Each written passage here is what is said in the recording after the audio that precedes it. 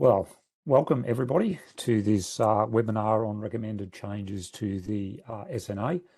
I would say good morning, good afternoon, good evening, depending on where you are in the world. And my apologies to anyone who is in New Zealand or in the Pacific Islands, because I know it's past midnight and I know it's Saturday. But thank you for joining. And as you could appreciate, we have to find a time that's going to work well for a large number of people. My name is Peter Harper, and I am the project manager for the SNA update, and I will be one of the co-presenters of this webinar. I am joined by my colleague Peter van der Ven, who is the lead editor for the update.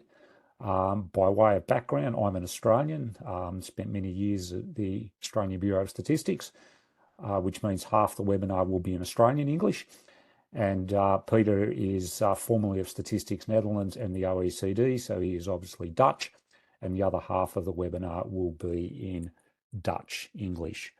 I'm going to start the presentation and I'm going to share my screen, and I hope that people are able to see the screen. Can I just get confirmation that people can see the screen?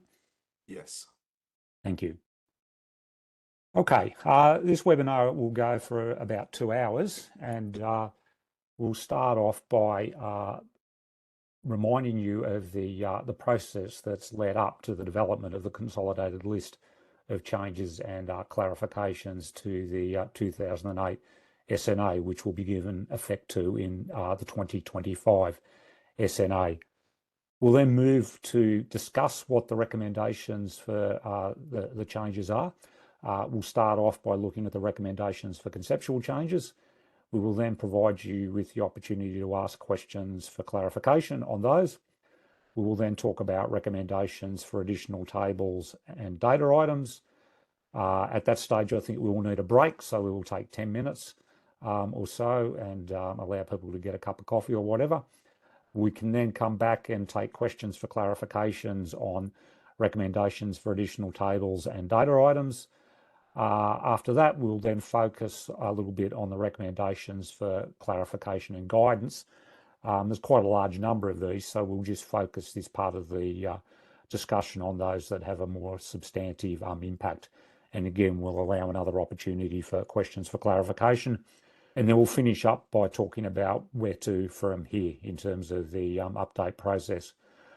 Regarding the questions for clarification, our preference is to take questions through the chat box.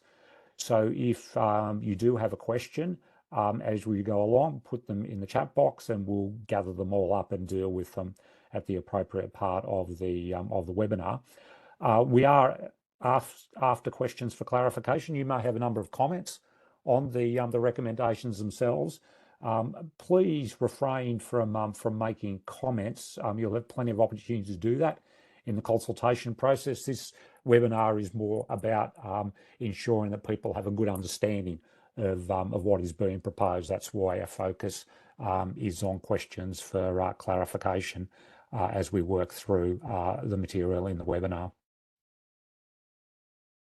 So I'd like to now talk a little bit about the process that's led up to the development of this consolidated list of changes and clarification. So we go back to 2020, and in that year, the United Nations Statistical Commission requested that the Intersecretariat Working Group on National Accounts, it asked that group to submit for its consideration a roadmap for a revision of the SNA for adoption by the Commission in 2025. This is why we're calling it the 2025 SNA, because this is when we're aiming to have the updated document to the Commission. Importantly, subsequently to this UNSC decision, the IMF Committee of Experts on Balance of Payment Statistics, BOPCOM, decided to launch a parallel process for updating the Balance of Payments Manual. The current edition is BPM 6, so the new edition will be BPM 7, with a target release date of March 2025. So the two processes are working very much in parallel, and we'll come back to that as we go through this process. At 2021, the UNSC endorsed the work program for the update of the 2008 SNA, and in early 2022, Peter and myself came on board to commence our work, and we're supported by a 5-person editorial team. But I would say at the outset, it's not just Peter and I and the editorial team. There have been many people involved in many organisations across many countries that have got us to where we are today. And my thanks go out to all those who have been involved in one way or another for their tremendous contribution to the work so far. It's been really greatly appreciated. By way of governance, the update of the SNA is overseen by the ISWGNA, and it's assisted by the Advisory Expert Group on National Accounts. So there are 4 key features of the updated process. Firstly, it involves undertaking technical research on prioritised and other national accounts issues. So in 2020, the UNSC endorsed a research agenda that had been prepared by an ISWGNA task force in consultation with the AEG. So this provides the scope for the updated project, the issues that are on this research agenda. And we have no inclination to go beyond those issues in terms of the update. Related to this is the update process involves broad consultation on update issues. There's been extensive consultation so far, and that will continue to be the case as we actually prepare the draft of the 2025 SNA. Importantly, we want to ensure overall consistency with other statistical standards in the system of economic statistics. And here I'd just again like to highlight the close collaboration between the SNA and BPM updates. We're pretty confident that there will be 100% if consistency between the SNA and the Balance of Payments Manual as a result of this update process, which will be a tremendous effort. And the 4th feature of the update process is a program of experimentation and testing of selected recommendations. Talk a little bit about that later on. So looking at these priority areas of research, these are shown in the diagram that you can see. I'm not going to go through them in detail. The themes that you see there will come up during this presentation. You will see on the left there are some research areas which are designated SNA priority areas, and these are issues which mostly impact upon the SNA and may only have a relatively minor impact on the Balance of Payments Manual. On the right-hand side of Balance of Payments Manual, priority areas, vice versa, these mostly impact on the Balance of Payments Manual, may have an impact on the SNA, and in fact some do, and have been taken into account in the update process. And there's a whole range of issues in the middle which are designated as joint priority areas, which are being taken forward together by the Balance of Payments and the SNA update team. But in practice, all of the issues that we're looking at have been looked at with both a national accounts and a Balance of Payments lens in order to ensure that we have that maximum harmonisation between those standards. So work streams for each of the research areas were organised by task teams. These task teams developed guidance notes during 2021 and 2022 for each of the areas on the research agenda. And these guidance notes identified issues affecting the sequence of the economic accounts, which previously was known as the central framework, as well as those that could be addressed in additional table some data items, and it's developed recommendations for these issues. And in other cases, the task teams recommended clarification of existing guidance or guidance in new areas. The SNA is primarily a conceptual document, but we do have to keep a mind to the feasibility of implementing the proposed conceptual solutions. So where needed, the development of guidance notes was informed by a process of experimentation and testing. This phase concluded in early 2023 and involved 9 guidance notes. And there was user testing of a further 3 guidance notes. These are ones that have a particularly outward focus in the update process. The guidance notes went through discussion firstly with an ANG and BOPCOM where relevant. When these bodies were happy with the guidance notes, they were then subject to a round of global consultation. And I think something like 65 guidance notes went out for global consultation, and we had tremendous feedback on those. And following the consideration of the feedback from the global consultation process, the AEG and BOPCOM provided final endorsement of the guidance notes. And basically, the consolidated list of changes and clarifications, the document that's currently up for global consultation is, if you like, a scooping up of all the recommendations that are in the guidance notes. And the process of research into issues now is essentially completed.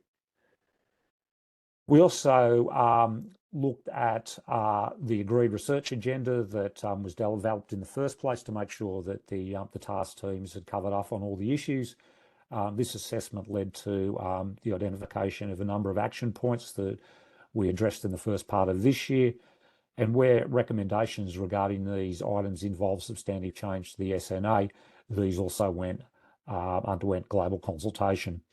And since the 2008 SNA, the AEG has, in its various meetings, provided updated guidance in regard to various issues, and we will obviously include that updated guidance in the updated SNA.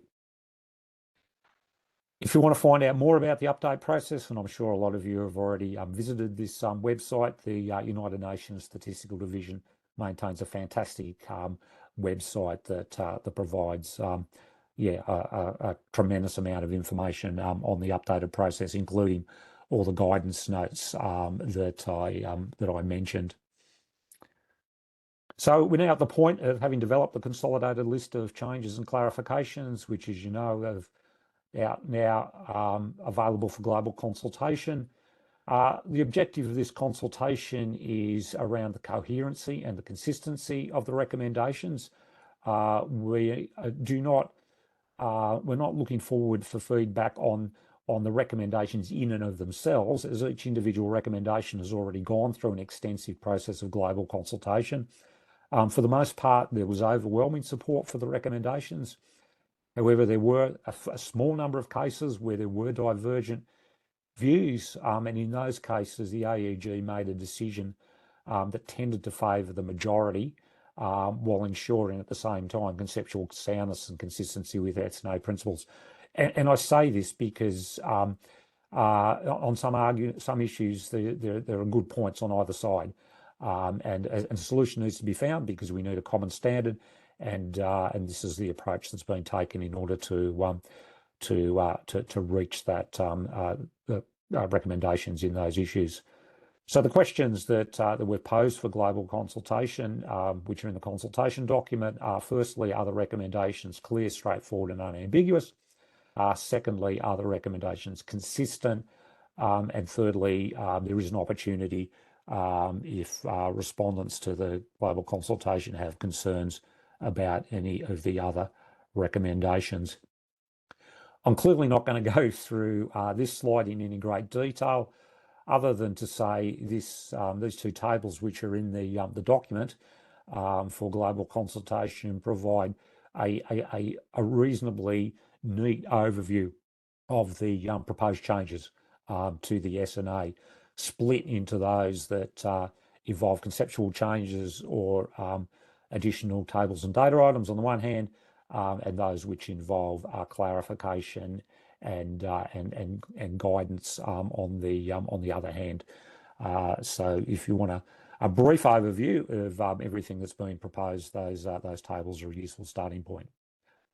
But that's enough for me to introduce this webinar. I'd now like to hand over to Peter, who is going to lead us through the recommendations for conceptual changes. So thank you, Peter, and over to you. Yeah, thank you, Pete, for the introduction. And I also welcome everybody on this webinar. And I will start, shortly, conceptual changes. And Pete already mentioned that there were some something like close to 70 guidance notes. There were various issue notes, as we call them. There was lots of past guidance from the AEG, etc. We also had 3 task teams working on balance of payments issues, which sometimes affected the national accounts as well. But if you look at it, how many of them have an impact on macroeconomic indicators such as GDP, NDP, the product government and deficit and net worth, it's actually only a handful which have an impact on these macroeconomic indicators. And the focus of this part of my presentation is on these issues which do impact GDP, etc. So the first one is the recognition of data as produced assets. The second one is the recognition of marketing assets as produced assets. Then we have the explicit recognition of renewable energy resources and adjustments to the treatment of biological resources. A very important one is that it is now recommended to record depletion of natural resources as a cost similar to consumption of fixed capital. Split asset approach for natural resources. Actually, this GDP or NDP or net worth, but this is an important guidance. Then we have improved consistency in the application of the sum of cost method, changes in the measurement of the output of central bank, and some other minor changes to the 2008 SNA, but these do not have an impact on the main macroeconomic indicators. So let's look at the first one, data. If you look at the 2008 SNA, it only recognized databases as produced assets and not the information content. We had massive discussion, I still remember it, in the lead up to the 2008 SNA, whether we should also include the information content in the produced assets as well. But we couldn't, come to, if you want to include, we were discussion on digital data, electronic data, but what to do about knowledge which is contained in non-digital data, and we could really arrive at a firm conclusion.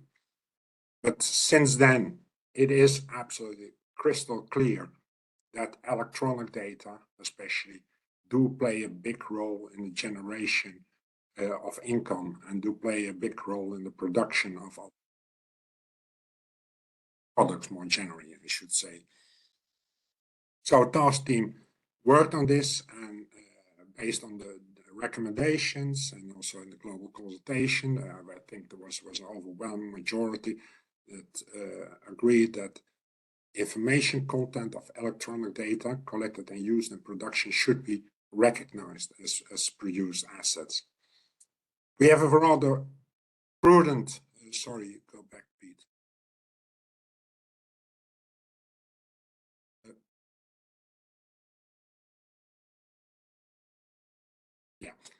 There's a rather prudent way of valuing this data, this information content, and that's by using the sum of cost method. And this includes the costs of planning, preparing, developing a data production strategy, costs associated with accessing, recording, and storing information embedded in including purchases of observable phenomena and already produced data, costs associated with designing, organizing, etc., and the consumption of fixed capital used, including change may have a significant impact on GDP and net worth. That's obvious. So the next one. Next one is on marketing assets. If you look at the 2008 SNA, marketing assets and goodwill, they're a bit combined, are only recognized as non-produced, non-financial assets.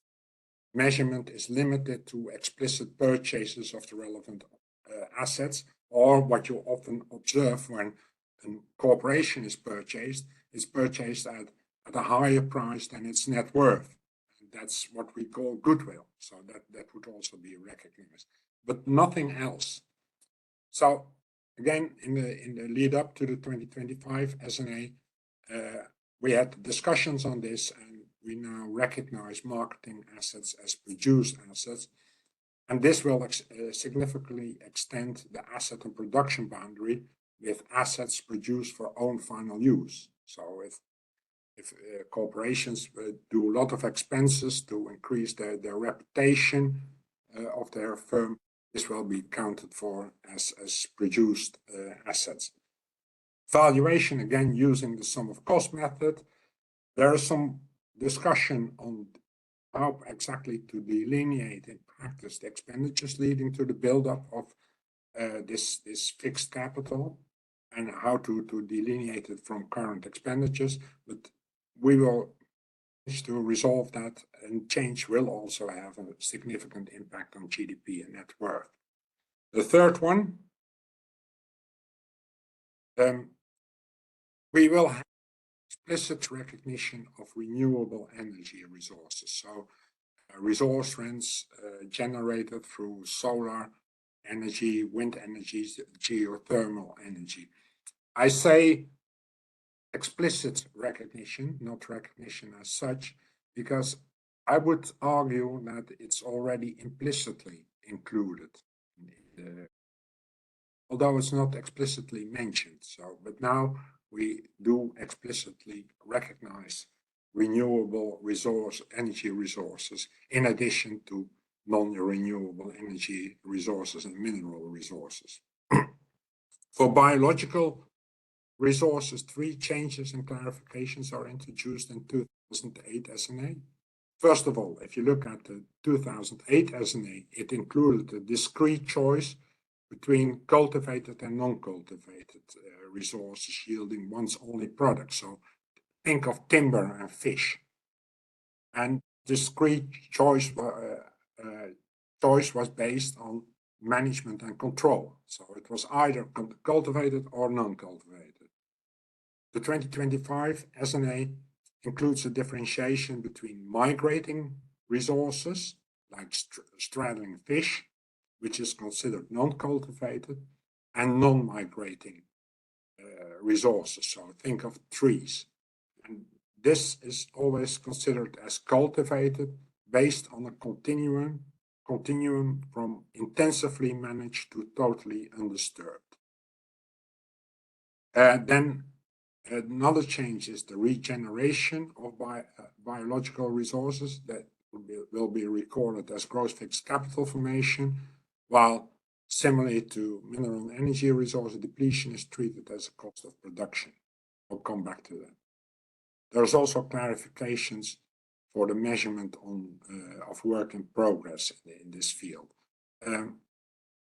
It will have a minor impact on GDP, as some of what was previously considered as non-cultivated resources will now become cultivated resources, and the regeneration adds to fixed capital formation, but will not have no impact on net worth. There are only shifts between non-produced and produced assets, and shifts, and what is now included in work in progress is explicitly broken down in true work in progress and contribute assets if this is implicitly included. Then the next one, depletion of natural resources as a cost of production. In 2008 SNA, depletion of natural resource treated as other changes in the volume of assets, and now it will be recorded as a cost of production, similar with the recording of similar to the recording of consumption of fixed capital. And this will obviously have a significant impact on net domestic product, especially in natural resource rich countries. Then split asset approach for natural resources. Then looking at the 2008 SNA, natural resources are recorded in the accounts of the legal owner, which is typically the government. In the 2025 SNA, we say that natural resources should be recorded in the accounts of the legal owner and in the accounts of the extractor according to the appropriation of the resource rent. So if you look at the total resource rent and half of it is appropriated by the legal owner, government, and the other half is appropriated by the extractor, then you will see that half of the natural resources recorded in accounts and half of it is in the accounts recorded in the accounts of the extractor. The accounting for depletion will be in line with the SIA central framework, so that allocation of depletion is in line with the appropriation of the resource rents. Changes in ownership will be recorded as other change in the volume of assets. This will not have a change on GDP or NDP and net worth, only change in the allocation of the relevant assets across sectors, across the legal owner and the extractor. Then improving the consistency of the sum of cost method. Well, to start with, and if we don't have market prices, and that's true for let's say non-market production, non-market, also for lots of output for own final use, let's say gross fixed capital formation, which is produced on an own account, we don't have the market prices and we use the sum of costs as an approximation of these market prices. And for market producers, output of for own final use, we say that, well, the cost elements are intermediate consumption, consumption of employees, consumption of fixed capital, and net return to fixed capital, some other taxes less subsidies on production. Well, there are 4 issues in 2008 SNA. First of all, for non-market producers, the relevant output is valued excluding a return to fixed capital. And we don't have a good reason for these on conceptual grounds. There's no good reason for excluding a return to fixed capital or to account for the costs of having fixed capital for the production of these services.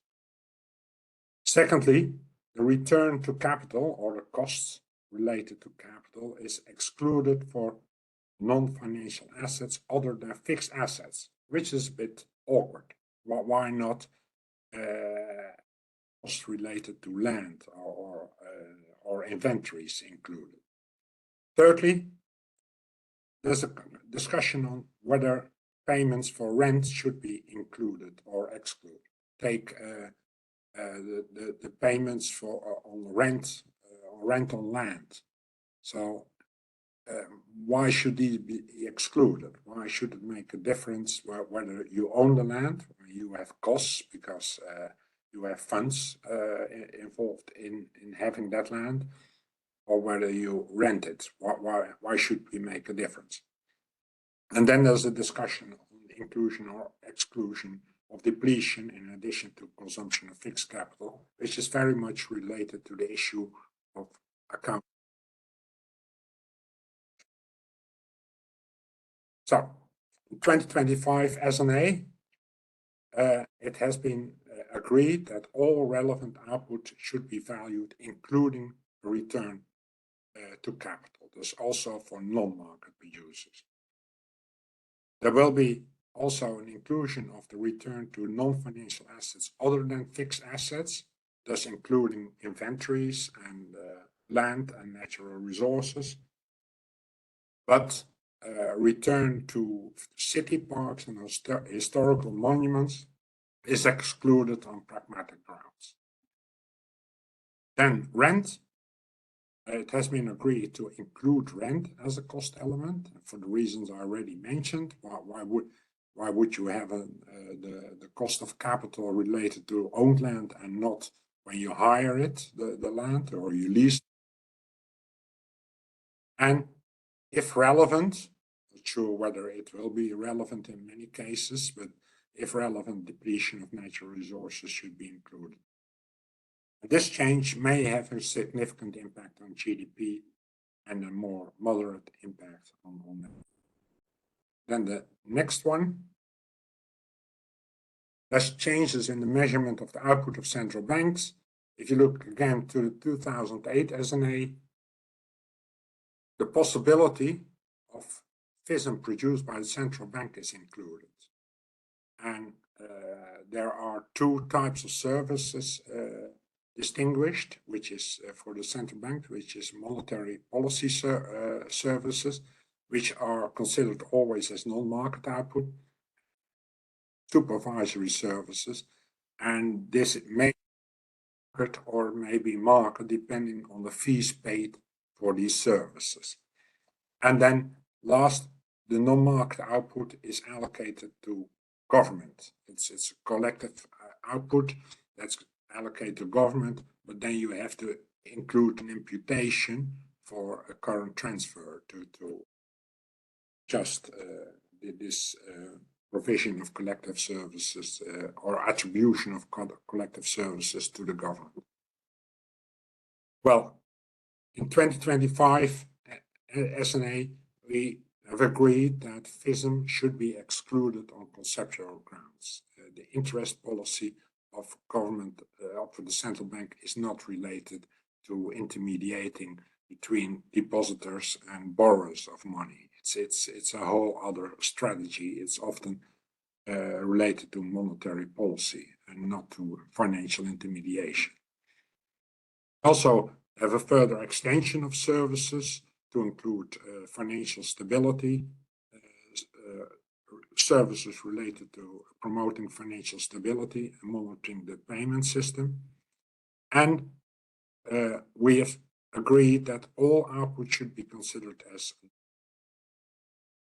payments by financial corporations considered as current transfers and not as sales or purchases of vision services. So we consider these payments by, for example, banks to the central bank as current transfers and not as purchases of service. And importantly, we have agreed that output should be recorded as output for own final use by the central bank. So we don't allocate it to the government. This will lead to a moderate change in GDP because of the change in the recording of transfers, of the payments to the central bank. So it's not anymore purchase of services, which would add to intermediate consumption, but it's a current transfer now. I should add that in the case of the European system of accounts, this change will have a more dramatic impact because in the European system of national accounts, the output generated by the central bank has been allocated, all that output, not to government, but to the financial industry. And it added to intermediate consumption. So if you now allocate it all to the own final use of the central bank, consumption. So the next one. These are the minor conceptual changes. There's a change in the treatment of reinvested earnings of foreign direct investment enterprises, where these payments are, the reinvested earnings are limited to payments related to the sales of assets and not in dividends out of the accumulated reserves and accumulated profits in the past. There's an extension of the definition of rent. Currently, it's limited to rent on natural resources, and it will be extended to all non-produced, non-financial assets. There's also a change in the recording of work in progress for fixed assets partially transferred and for fixed assets produced for own final use. If you look at the 2008 SNA, once it was transferred, the partially completed asset, or it was produced for own final use, it was immediately considered as fixed capital formation instead of work in progress. And now it's recommended to keep recording it as work in progress until it's finalized, independent from whether it's transferred or not, or whether it's for own fund use or not. We also have a limitation of concessional loans to those provided by employers to employees. The 2008 SNA also had a recording for some loans and deposits of central bank, where also adjusted the interest rate to market rates and then made an adjustment. That has been excluded now. Then all equity in international organizations is to be considered other equity, even if it's in the form of shares. It's a minor change. And securities provided as collateral, which are not readily available for meeting balance of payments financing needs, are to be excluded from the cash borrowers reserve assets. And I also included this one because for gold swaps, this reclassification would lead to the demonetization of the gold bullion. I think that's what I have to say about these conceptual changes. So thank you very much for your attention.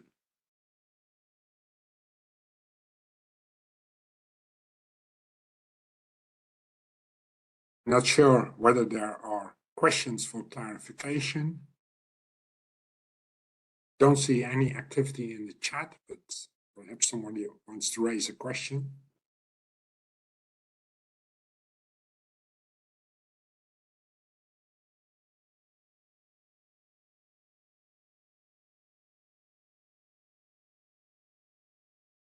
Obviously been very clear in your articulation, Peter.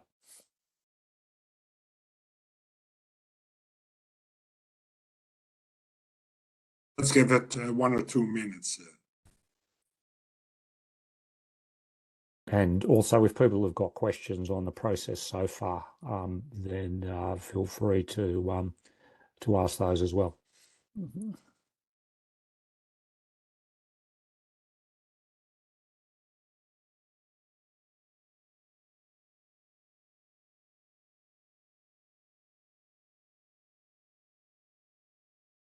We have a raised hand from a Caswell Moniello.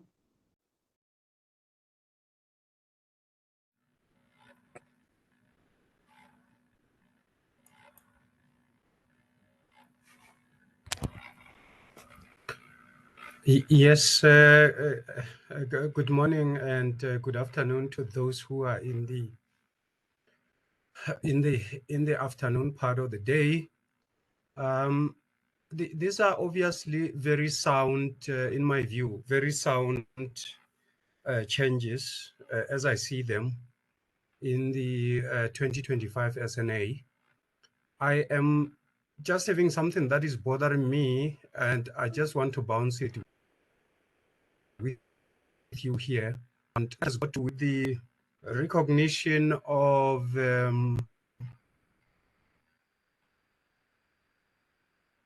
gross fixed capital formation of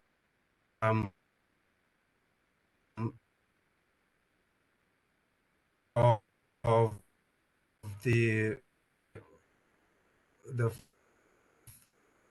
non-residents or the foreign sector. Are you having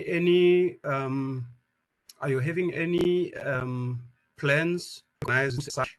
Because I think in the SNAs that have been released so far, recognized as a fixed capital formation is mainly recognized as a instrument. And from where I'm sitting, I'm not sure if there are, concrete reasons for why we have gross fixed capital formation. We have to hear your views. I'd like to believe that I'm a perennial learner in the system. Thanks.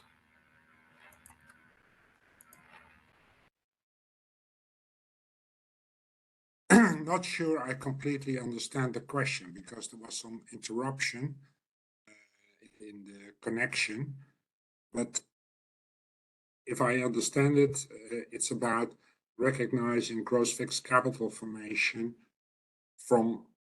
by non-residents. Is that correct?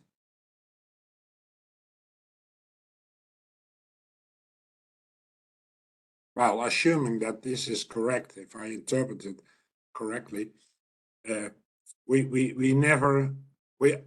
once there is gross fixed capital formation by a non-resident, we automatically include we either have a branch who takes care of that, which is an institutional unit in national accounts, or we have a notional unit which takes care of this gross fixed capital formation. So we will never have, say, direct ownership of fixed assets or other assets by non-residents. But I don't know whether I've adequately responded to your question.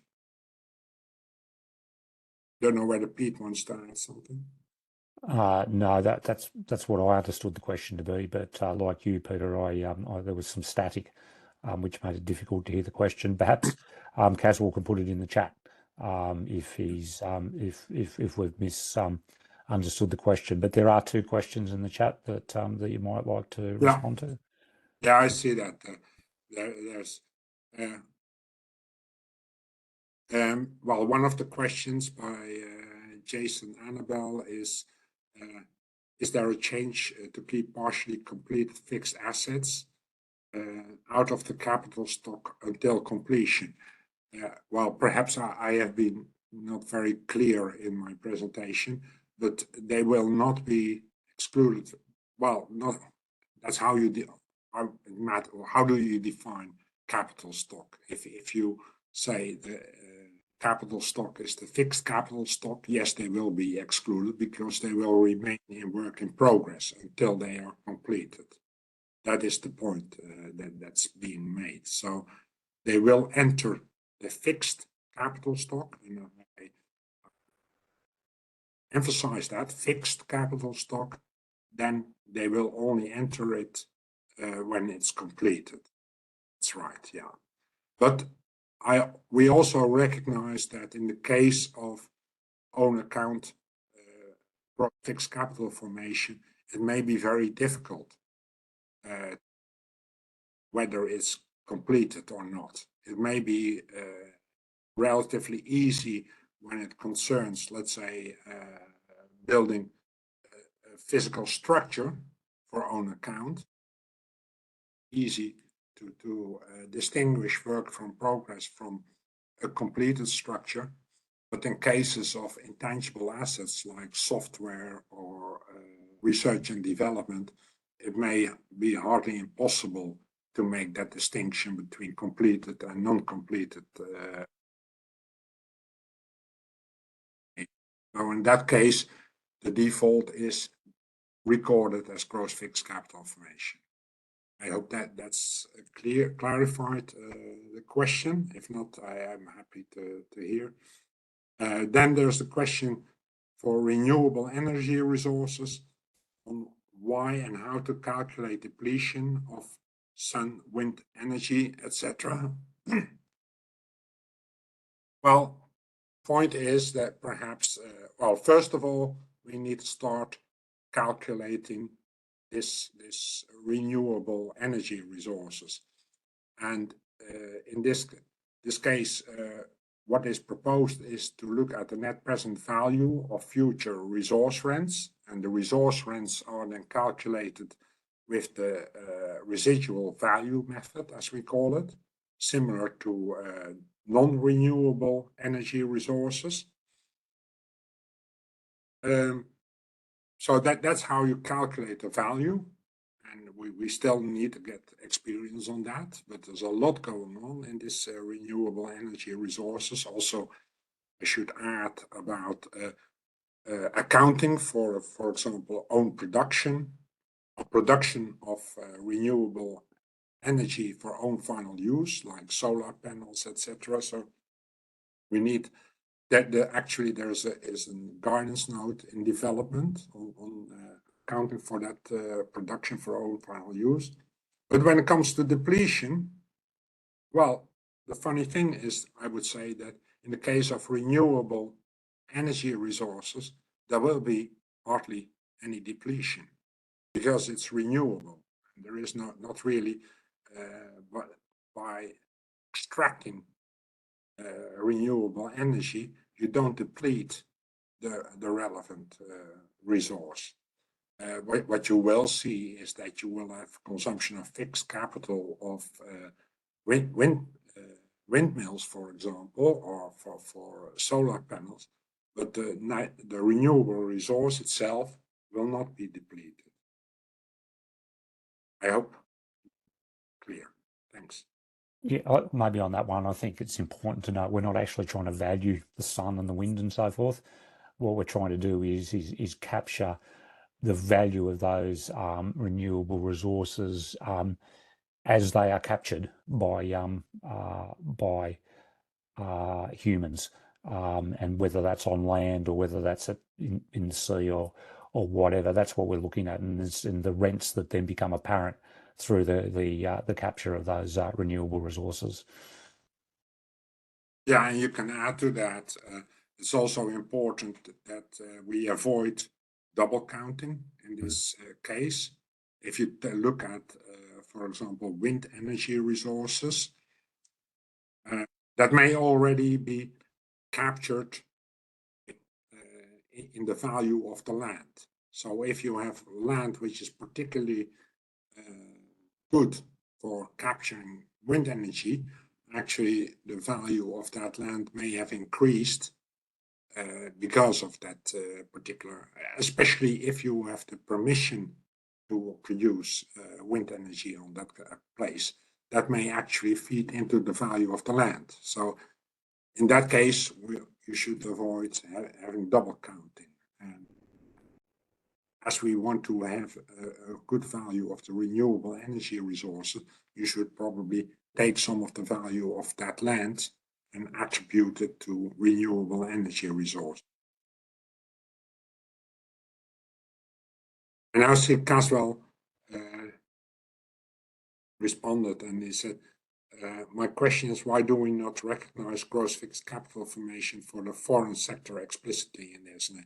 Well, I hope then I understood your question well, Caswell. And I think what we do, we simply do recognize either a branch or notional resident unit, which has which owns this, and instead of the non-resident owning the land or another asset directly, it owns the equity in this notional resident unit. Why do we not recognize it? Probably because it's used in production, that this domestic production. So if you have land or if you have fixed assets, they are located in a particular country on a certain economic territory, they are used in production of goods and services. And also, let's say the costs related to that capital, the consumption of fixed capital, etc., are also costs related to the production of those goods and services. So we need to account for that in the country where these assets are used in production. I would say that is the main argument. But perhaps we have to go back 50 years in national account thinking to have other arguments. But for me, that's always the main reason for doing it this way. Thanks. Yeah, it's very long-standing, and there's not been any explicit recognition that this should have been added on the research agenda, so it hasn't been an issue that's been explicitly looked at in this update. Peter, I think we might move on now to the next component of the session. Yeah, okay. These are the recommendations for additional tables and data items. Perhaps some general observations. What we do, and also in the table, which is included in the consolidated list of change and clarifications to the 2008 SNA, we make a distinction between the following tables and data items. First of all, you have the sequence of economic accounts. In the past, we usually refer to that as the core accounts or the central framework, but we want to get rid of that term. We use now the sequence of economic accounts, and that is what we would, well, you could call a standard set of accounts and tables, the compilation of which is recommended. Then you also have, well, data items tables, which are, I would say, encouraged. So you have supplementary tables or supplementary items, and you have extended thematic accounts tables. So extended accounts, extended table, thematic accounts, thematic tables, let's say. It's important to recognize that the SNA does not have the power of law. One of the main success factors for the SNA is the worldwide compilation of statistics according to its compilation, conceptual guidance. So we definitely want to recommend a certain set of tables on which countries focus worldwide, so that we have as much data at an international comparable level. And that's what we want to achieve. I would say that encouraged tables and accounts are more dependent on national and regional priorities. Although you will see that there's also a level in encouragement. So for some of these supplementary tables or extended accounts, we would like to have a lot of countries who compile this because it would add to the value added of the system of national accounts. I've grouped all these supplementary tables, etc., or standard items into, let's say, certain, I'd say it, phenomena or reasons. One of them is we want to arrive at a better accounting for well-being. And first of all, it's important to have an improved analysis or make it possible to have an improved analysis of the distribution of income, consumption, saving, and wealth across households. Therefore, standard breakdowns of households by income and wealth decile are recommended. We will also have much more detail on labor input, on labor accounts. And various other breakdowns of households are encouraged as supplementary items. You may have the households by household composition, main source of income, etc. I would say extended thematic accounts, and these are, I think, a very important addition to system of national accounts to the 2025 SNA. That is to motivate as many countries as possible to make extended accounts on unpaid household service work, on education and human capital, and on health. I think if we have such a suite of extended thematic accounts and tables, we can, I would say, be much more supportive in accounting for well-being as a system. The second theme is accounting for sustainability. Obviously, it's on everyone's radar nowadays. And I should add here at the start that when it comes to sustainability or environmental sustainability, we have a complementary framework which is consistent with the SNA, and that's the SIA Central Framework 2012 and the SIA Ecosystem Accounting. So we don't have to put everything into the SNA because we have this complementary system which has a focus on environmental sustainability or environmental issues. Within this SNA sequence of economic accounts, already mentioned the recording of depletion as a cost of production. We want to introduce We will introduce natural capital as a separate category, and this will include both the produced natural capital and non-produced natural capital. We will also have more detailed breakdowns of non-financial assets and financial assets. Think of supplementary items of green bonds or green securities, and there will be a focus on improving the estimation of natural resources. Fortunately, what we currently observe, although it's still already part of 2008 SNA, there is not such, I'll say it, priority on accounting for natural resources, but we do think it's very important that this is done. Then the following is accounting for globalization.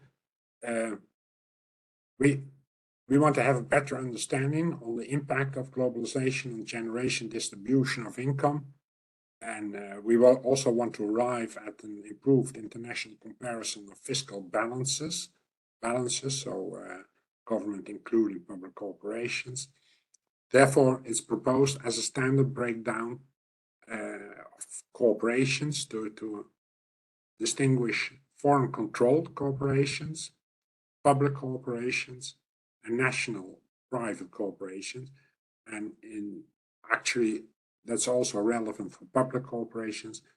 National private corporations probably much more important, that we want to distinguish the ones which are part of domestic multinational enterprises. We think that with this additional breakdown, it's much easier to understand what has happened, for example, in Ireland. They had this massive growth in GDP.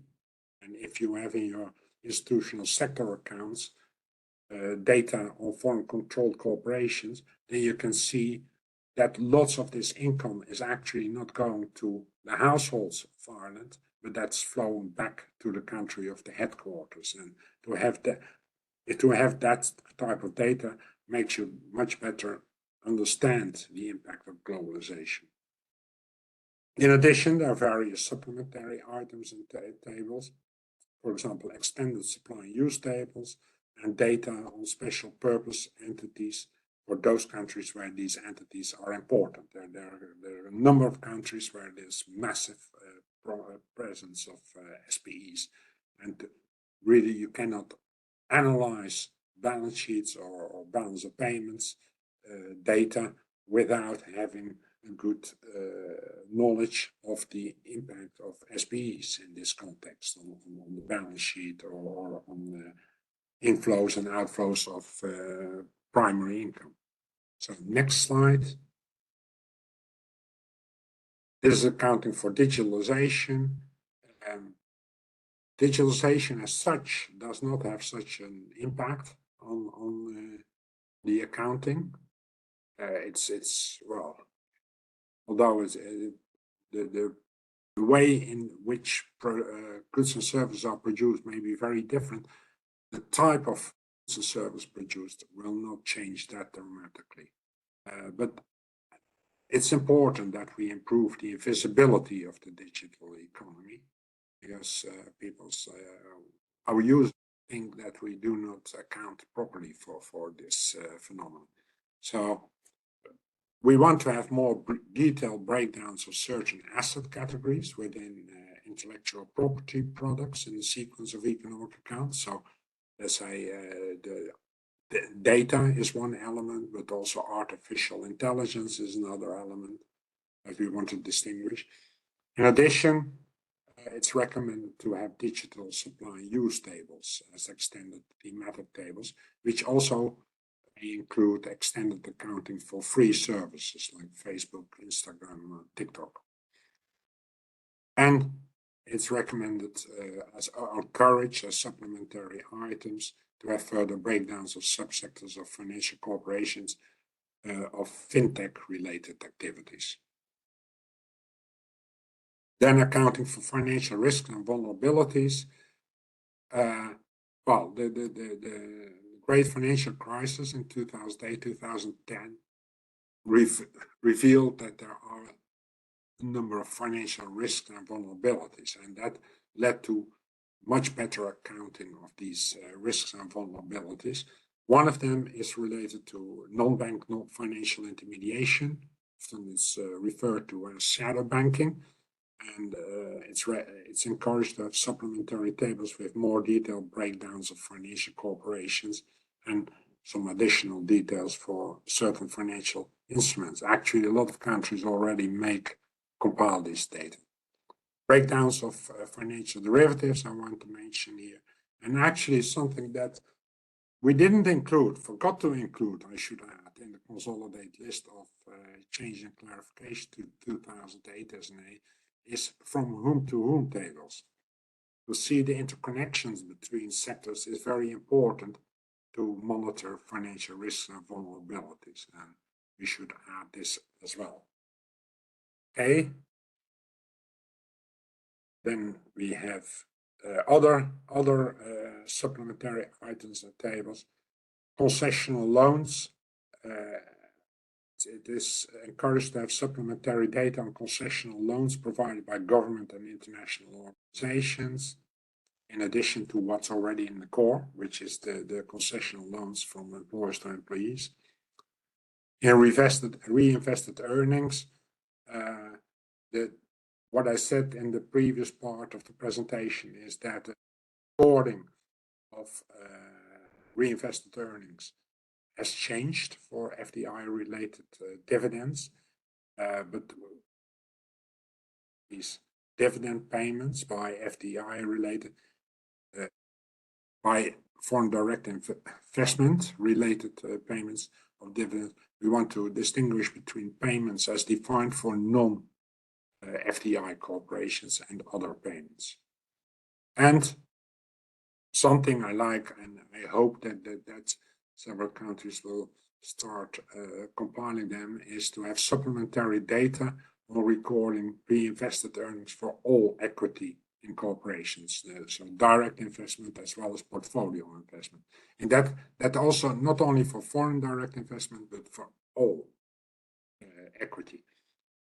Basically, that would mean that saving of corporations would be zero, and that everything is allocated to the ultimate owner of the equity. It will provide, I think, important insight in the allocation of income across sectors. Then valuation of debt securities. That is valued at market value, but we also push countries to liability positions to also have data valued at nominal value. And then there are supplementary tables on provisions broken down into 3 categories. I won't get into the details: financial assets related provisions, non-financial assets related provisions, and provisions unrelated to assets.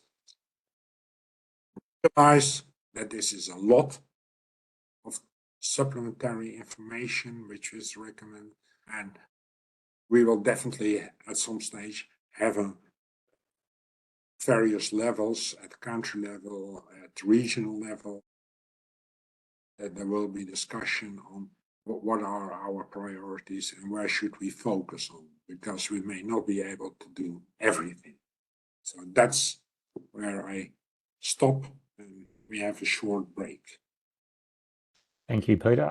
Yes, so we've got a break now of about 10 minutes or so. I think it's 4 to 5 minutes past the hour in most countries. Maybe in some countries it's 35 minutes past the hour. But let's break for 10 minutes and resume at 15 minutes past the hour, or unless you're in one of those countries that has a somewhat different time zone, 15 minutes to the hour. But for most of us, it's 15 minutes past the hour, and then we'll continue on with the presentation. So stretch your legs, get a drink, have a snack, and we'll see you soon. Thank you.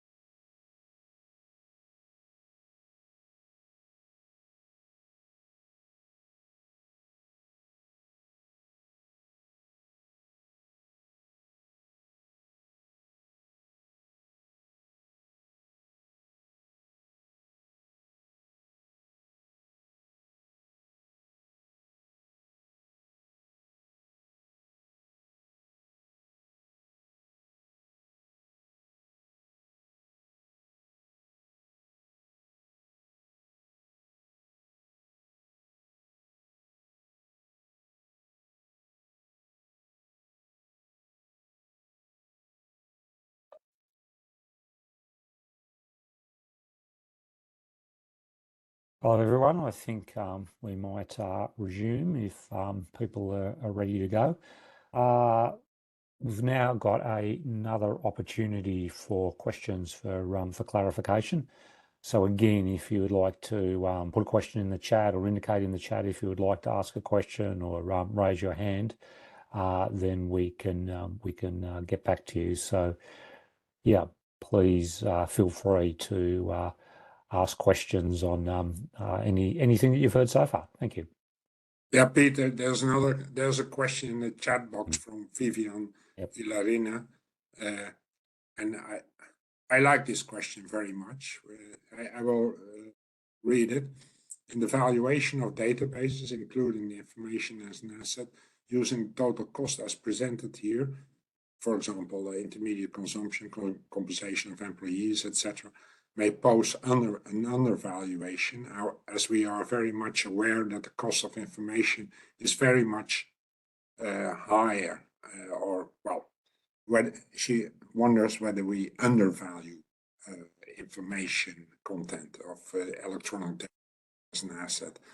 And I would argue that's probably true in several cases. The sum of cost is, I would say, a prudent choice. These are costs that are made by just to collect, to process data and use it in production. The alternative valuation would be to look at the net present value of future resource rents using some kind of residual value method. But this is quite complicated, I would say. First of all, you could probably use it for the data-driven corporations, like lots of these social media. These are probably very much data-driven enterprises. And there you could look at what is the net present value of the resource rents data they collect using the social media. But for other companies, you could not use this. It's impossible to disentangle the resource rent from data from other sources of income generation. So that's one problem. But probably in the case, even in the case of these purely data-driven companies, they may have made quite some expenses in terms of setting up the social media, in promoting the social media, in put it that way, in producing marketing assets to get this network up and ready, which we probably it's not easy to account for. So therefore, well, we realize that's probably an undervaluation, but still, I think at least this is a good starting point for putting a value on data as an electronic data as an asset. Don't know whether you have something to add, Pete, to this. I would agree with you, Peter, that like all sum of cost methods, there is a risk that they will undervalue the true value of an asset. The issue is what can you do about it? In the case of sum of cost methods, we've chosen those because they are the most pragmatic and reasonable way in order to produce an estimate. And I would argue it is better to have a value, even if it may be conservative, than to have no value at all in the accounts. And if credible estimates could be produced using another methodology that would deal with this issue, then that would be encouraged. I'll talk later on about work associated with implementation, but I'd make the point at this stage that further work will be done in terms of providing guidelines for countries on how to value these new assets, such as data, such as marketing assets, into the national accounts. Obviously, with the sum of costs as a starting point, but working through some of the issues associated with that. Thanks.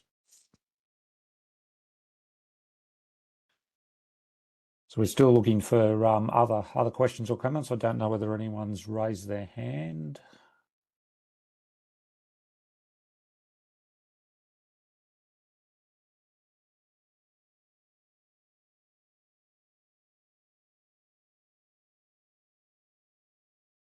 Might give people another minute or two to see if they've got any questions, and then we'll continue on with the rest of the presentation.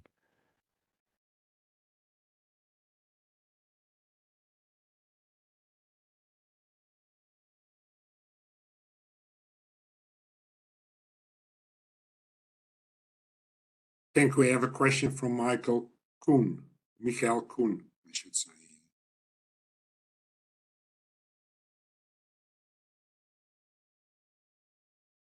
He has the floor if he...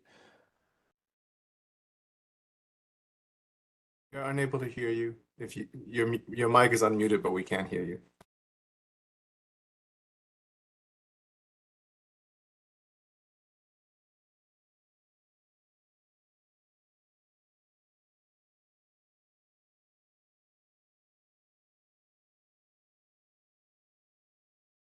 Does it work now? Do you hear me now? Yes, we hear you. Great. Thanks a lot, and nice to meet you or see you again after all these years, Peter and Pete.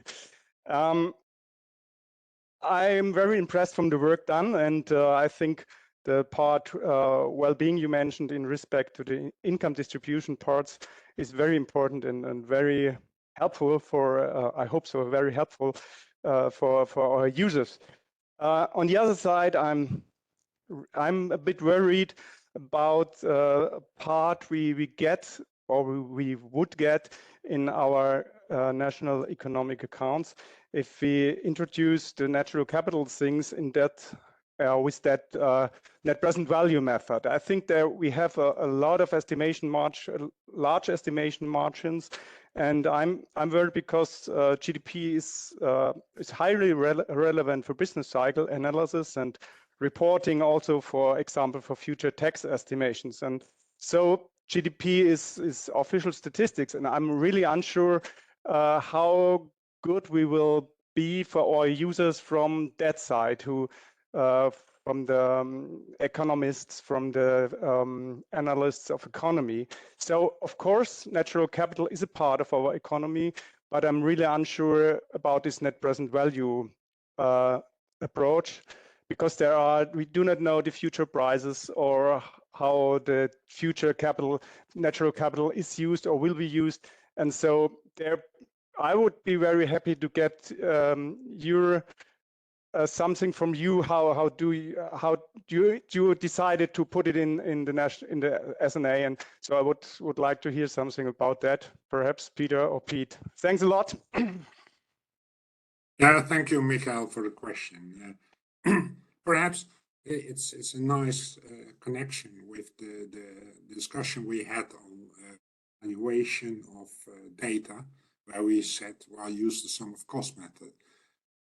Say that when it comes to natural resources, so mineral and energy resources, it's different from data, because we actually do know that let's say we can make a reasonable estimate of the result which is captured by natural resource extraction, because when you look at the accounts of an extractor, he is basically, it's all driven by the extraction of these natural resources. So the surplus profits coming from that extraction can be allocated to the natural resources. So we don't have that problem which we have with data. Obviously, you will have to, for a good value, you will have to look at the future extraction patterns. You will have to make an estimate of the resource rent which will be appropriate in the future. In this respect, I would say that there's a lot of knowledge gathered in the recent past on this. We do realize that, well, extraction detail, but if you want to have estimates, you should probably look at it at the individual well or mine level, because extraction patterns can be very dependent, and the cost of extraction can be very dependent on the mine and the well. We also realize that you should not take the resource rent in the current period as a starting point. You should probably take a longer term average as an approximation of the future resource rents. And so we are looking into of the value. There is also a task team working on the implementation of this, because we do see that having more guidance on how to value it would be work.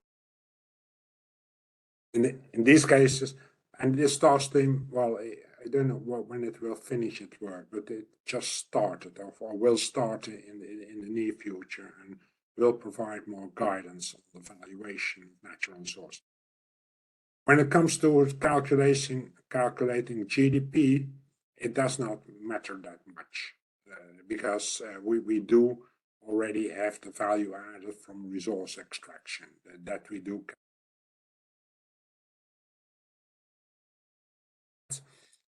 There is an issue on NDP, net domestic product, because we want also to support,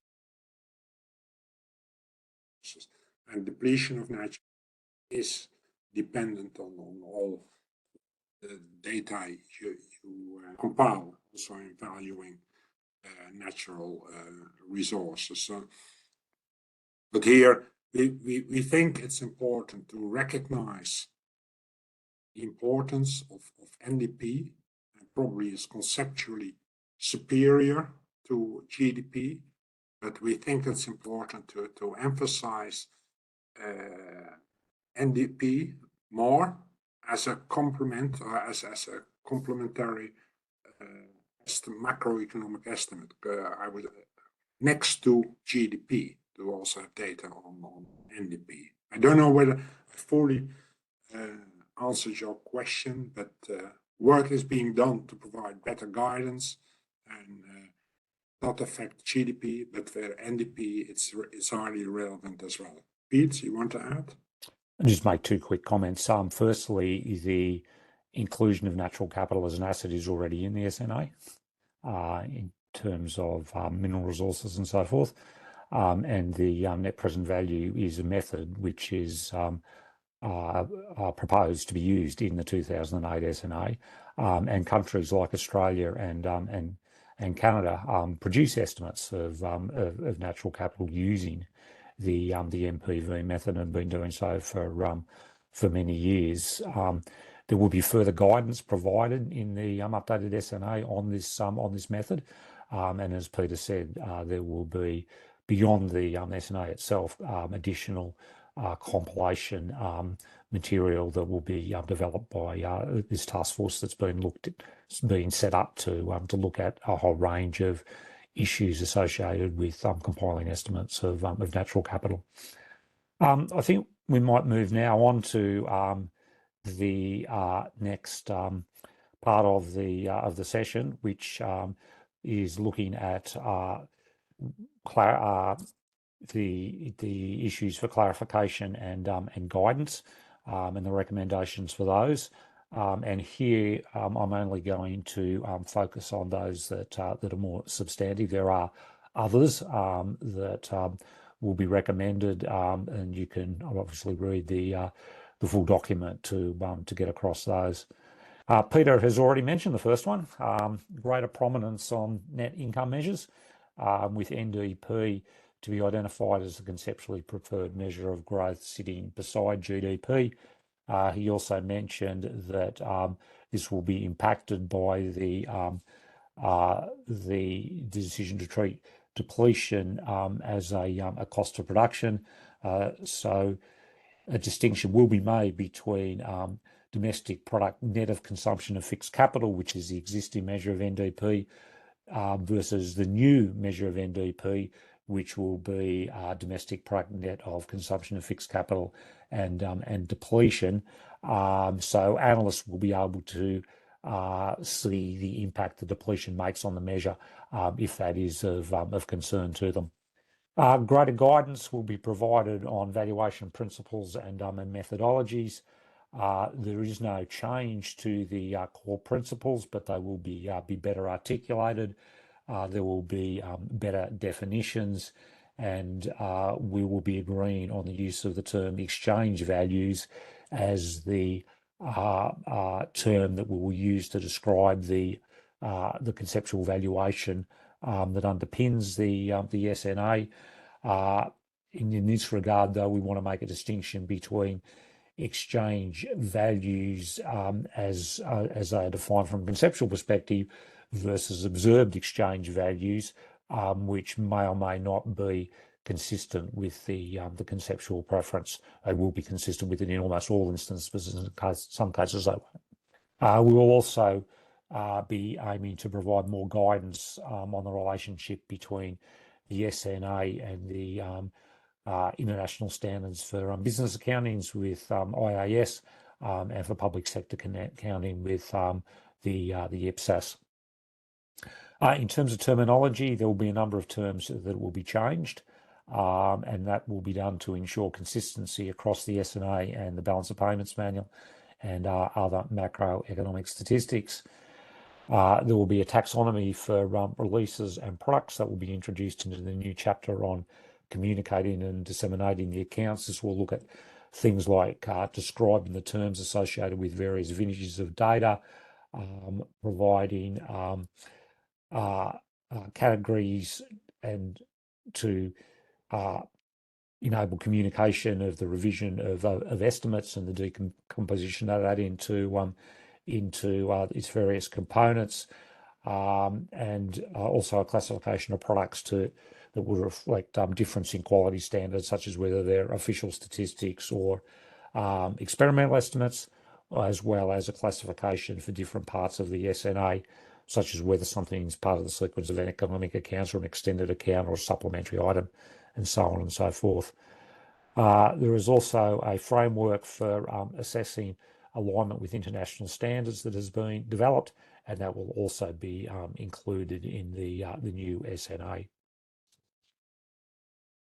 Turning to some issues around wellbeing and sustainability, emission permits, more explicit guidance will be provided on their treatment in the accounts.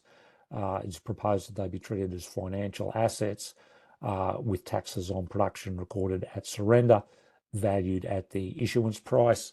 There still needs to be a conclusion reached on how to deal with the difference between observed market prices on emission permits and the price for which the relevant permits have been issued, and that work will proceed in the coming months. There will be additional guidance on the distinction between taxes and services. As a default, payments for licenses will be treated as taxes. However, for cases where the current conceptual guidance for distinguishing between taxes and services is considered more appropriate, further clarification on its application in practice will be provided.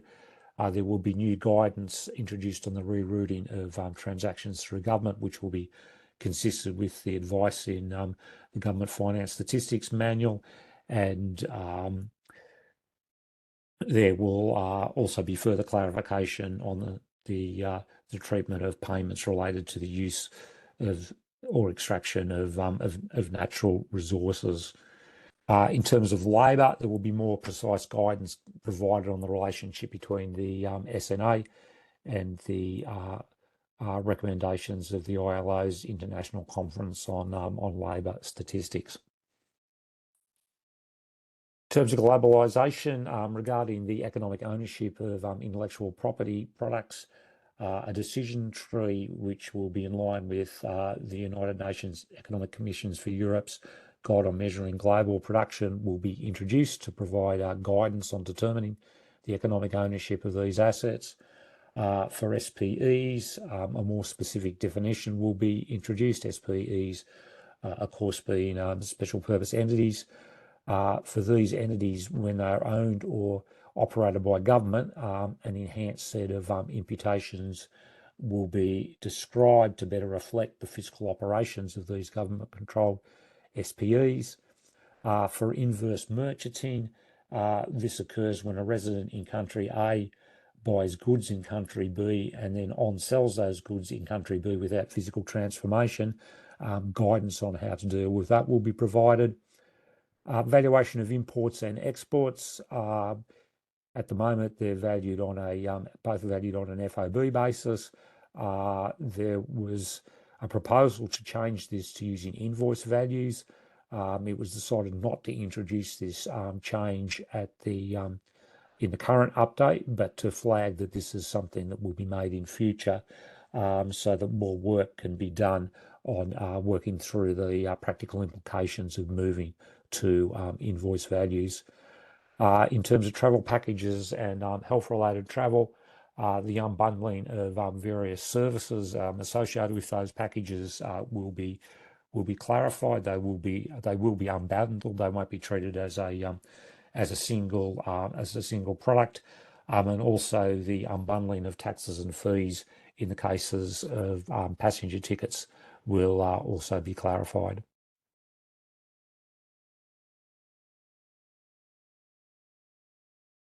Moving now to digitalization. In regard to cloud computing, there will be clarification on the treatment of software licenses, which will essentially be recorded as the purchases of services, unless long-term licenses for software hosted in cloud computing data centers are more likely to represent the software assets of users. There will be clarification on the treatment of gross fixed capital formation of data centers and recommendations on the measurement of international transactions associated with data centers. For digital intermediary platforms, it's recommended that output be recorded on a net basis. Crypto assets without a corresponding liability designed to act as a general medium of exchange. It sounds like a mouthful. Here we're talking about crypto assets such as Bitcoin. And here it is recommended that they be treated as non-produced, non-financial assets and shown in a separate category. Of all the issues that we've been dealing with in the updated process, this has probably been the one that has generated the most contention, and there are a lot of strong views held about how these should be treated in economic statistics. There are good arguments for different types of treatments in economic statistics. In the end, this was the decision that was reached by AEG and BOPCOM. It was a decision that was favoured by a majority, and it did take into account feedback from users of statistics about their preference for the treatment of these assets within the system. But I do want to note that this is one where there is a degree of divergence of views about how it should be treated, but we have to have a way forward, and this is what has been agreed for this particular issue.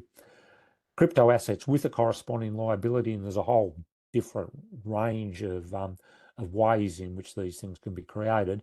They will be treated as financial assets because they have a corresponding liability, and depending on the nature of the crypto assets, that will then determine the appropriate financial instrument classification of these assets.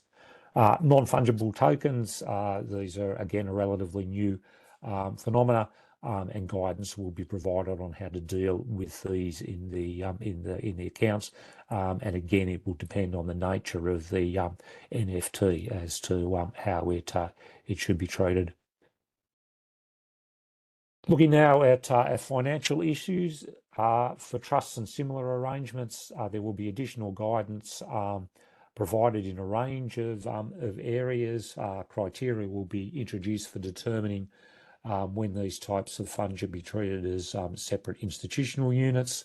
It will be recommended that real estate investment trusts be treated as non-financial corporations if they primarily own and rent out dwellings and/or commercial property.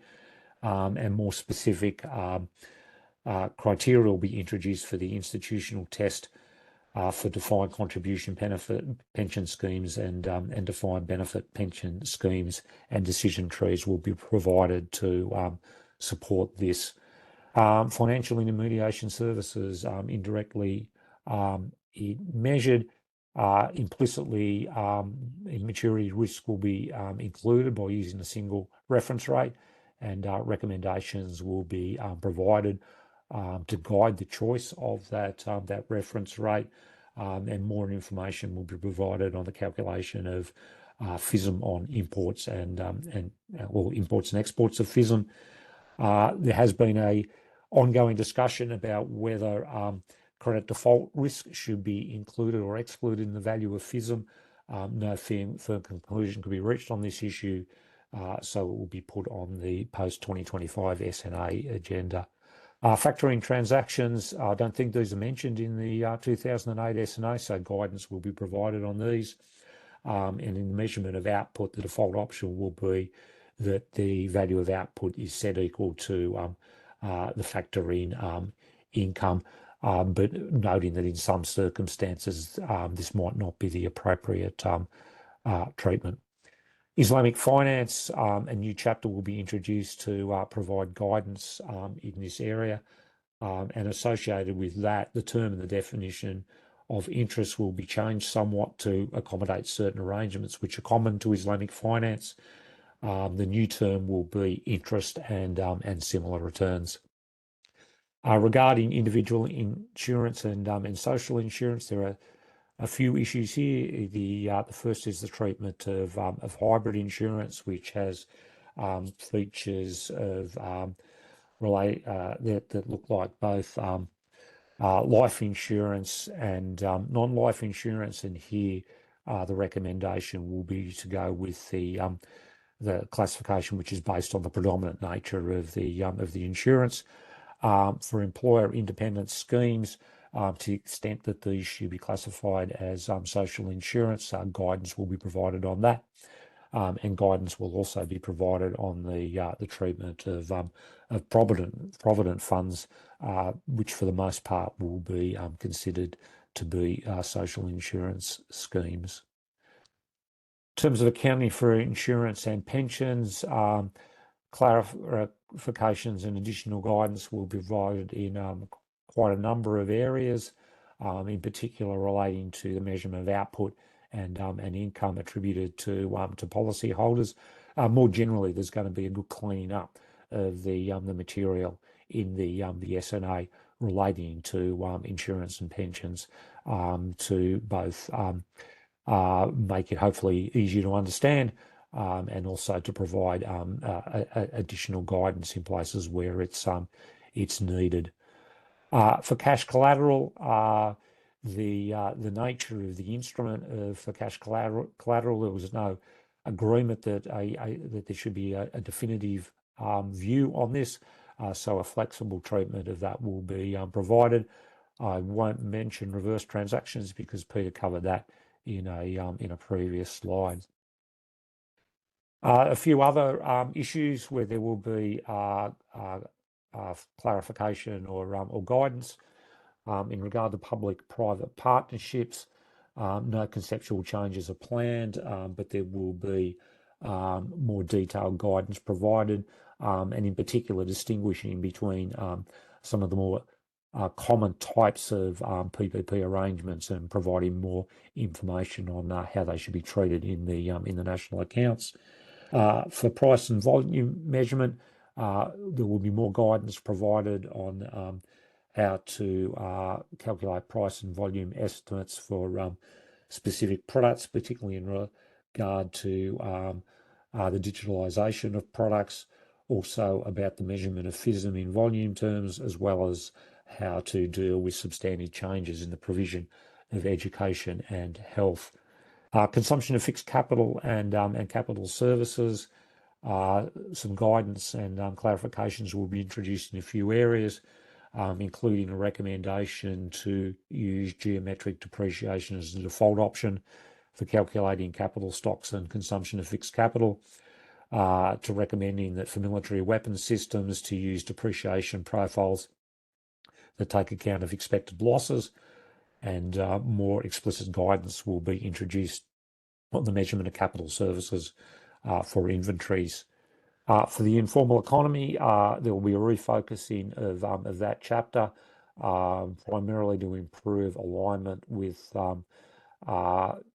ICLS resolutions that relate to the informal economy, and accounting under conditions of high inflation. There was an annex, I think, in the 1993 SNA on this that was dropped in the 2008 SNA, maybe on the belief that the inflation had gone away as an issue. But obviously in recent times, inflation has become more of a concern across a greater number of economies.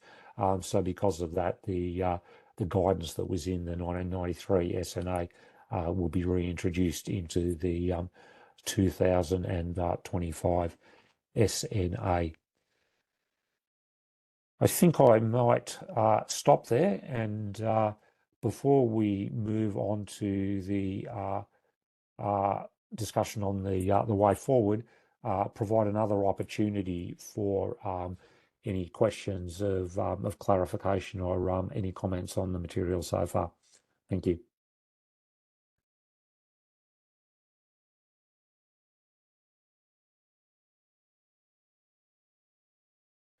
Again, if you've got questions or you'd like to make a comment, you can put it in the chat, or alternatively, you can raise your hand and we'll unmute you.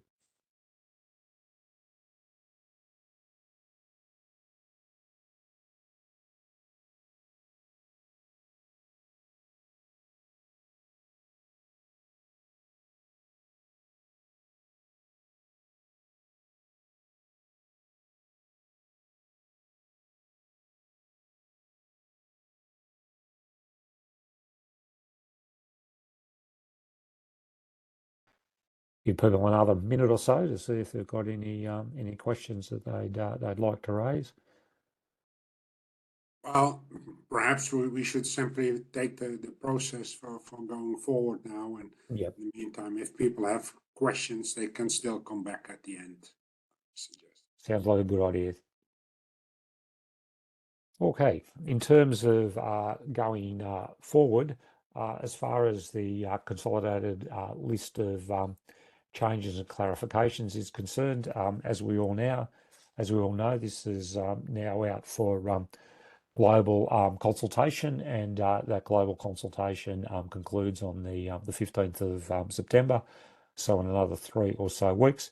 And we would really encourage everybody to have a look at the document, look at the questionnaire, and provide feedback on this consolidated list, because this is obviously an important component of the update process.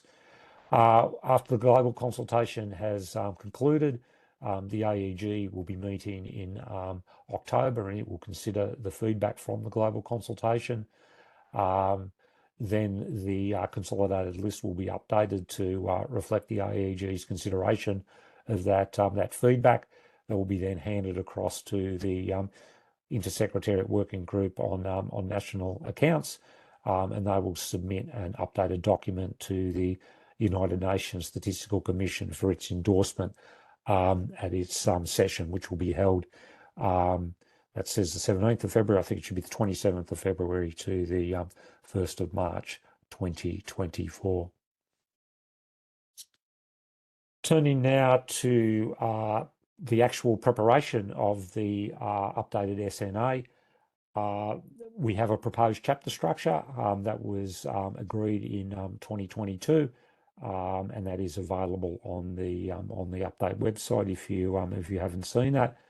It's also briefly described in the document on the consolidated list of recommendations. And it's important to note that there's maximum harmonisation between the upcoming Balance of Payments Manual and 2025 SNA when it comes to the chapter structure. We've identified that a number of chapters will be new or substantially revised. And for those chapters, annotated outlines have been prepared and have undergone a process of global consultation. And this includes annotated outlines for 7 chapters, which are considered as joint SNA BPM chapters. So for these chapters, most, if not all, of the material will be in both of the manuals, and these annotated outlines will obviously be the basis for the drafting of these chapters. We have commenced work on the drafting of the chapters for the updated SNA, and the initial focus is on the new or substantially revised chapters, and the 2 update teams are working very closely together, and in particular, the joint chapters are being prepared jointly by the updated teams. But beyond the joint chapters, there's sharing of chapters in early draft stages to make sure that there are consistency across the 2 manuals. As the new or substantially revised chapters are drafted, they will undergo global consultation. We're hoping to have the first of those chapters out for global consultation in September, and that global consultation process will go through until the beginning of 2024. For the chapters that are not new or substantially revised, the drafting of these chapters will commence around about October 2023. And because the changes to these chapters are much more minor, the changes will be shown in the form of track changes. In the middle of next year, we will circulate a complete draft of the 2025 SNA for global consultation, and we're aiming to give countries quite a good period of time to go through that document, but also recognising that a number of the chapters will have undergone global consultation as individual chapters, and of course that will build on the global consultation on the various recommendations and so on. The AEG and ISWGNA will sign off on the updated SNA around about October 2024 in anticipation of approval of the 2025 SNA by the United Nations Statistical Commission in early 2025. And as well as a paper version, there will also be a digital version of the 2025 SNA. An important component of the updated SNA is the glossary, and again, we're preparing a joint glossary that could be used by both the 2025 SNA and the Balance of Payments Manual. The initial work on developing that glossary involved identifying terms and definitions, not just in the SNA and the Balance of Payments Manual, but across government finance statistics, monetary and financial statistics, SIA, and the International Accounting Standards, the Commercial Accounting Standards, and the Bank of International Settlements. Those were all then confronted to identify differences, and proposed common terms and definitions were derived. This glossary with these common terms and definitions has recently been reviewed by key stakeholders, which is the GFS, MFS and SIA communities. In the upcoming months, this glossary will be reviewed by the AEG and BOPCOM, and following their endorsement of the glossary, it will be made publicly available towards the end of this year. And in late 2023, early 2024, work will commence on translating the glossary into the United Nations official languages.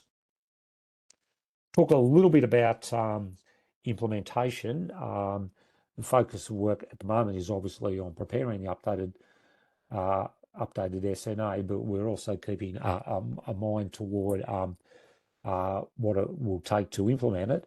And there is a program of work associated with early implementation. The aim of that work is to assist countries in preparing to implement the 2025 SNA after it has been adopted by the UNSC.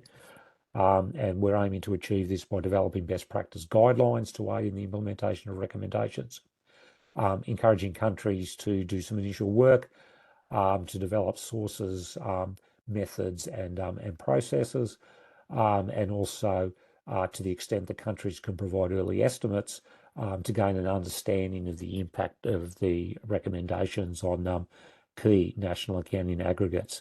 And we've identified that 14 guidance notes could be usefully considered for this early implementation work. Of those, a number are considered to be high priority, and these are ones that are going to have, in our view, a more significant impact on the accounts, or potentially be more difficult to implement. And these are the recording of data, payments for non-produced knowledge-based capital or marketing assets, recording of crypto assets, and a number of guidance notes associated with natural resources, which is shown there.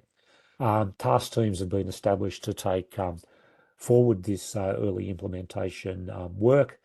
There's a task team on data. There's a task team on marketing assets. The IMF is taking forward the work on crypto assets, and the OECD has formed a task team that will look collectively at the natural resource related guidance notes and the early implementation of those. It's important to note that while we encourage participation in early implementation to get a head start, it's entirely voluntary. We will be seeking to include developing countries in this process, and as part of that, we'll be trying to identify resources that could assist developing countries there. We're also developing a compilers hub, which will be used to support implementation. And more generally, we're starting to develop a strategy for how the 2025 SNA will be implemented. And as work on that strategy proceeds, that will be done in consultation with countries. This brings us to the end of our presentation. There's been quite a lot of material that we've covered in the last 2 hours or so. We very much hope that you've had the opportunity to get your mind across the proposed changes to the SNA. The underlying document is a very good read. We'd encourage you to read that as well.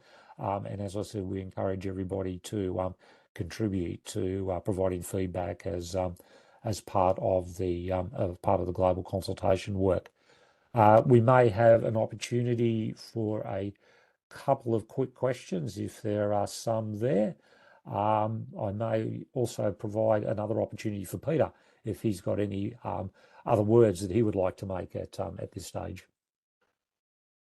No, not at this stage, Pete. I think, well, the document speaks for itself, I hope. The document with the consolidated list of changes and recommendations, and indeed feedback on it is very much welcomed. So it can improve the document further when we submit it to the UNSC for endorsement. So it's important, this global consultation, that we have, well, things aligned, I would say. If people have questions afterwards, they're welcome to contact me. You as well. We're happy to certainly send them to copy both Peter and I into any questions that you have.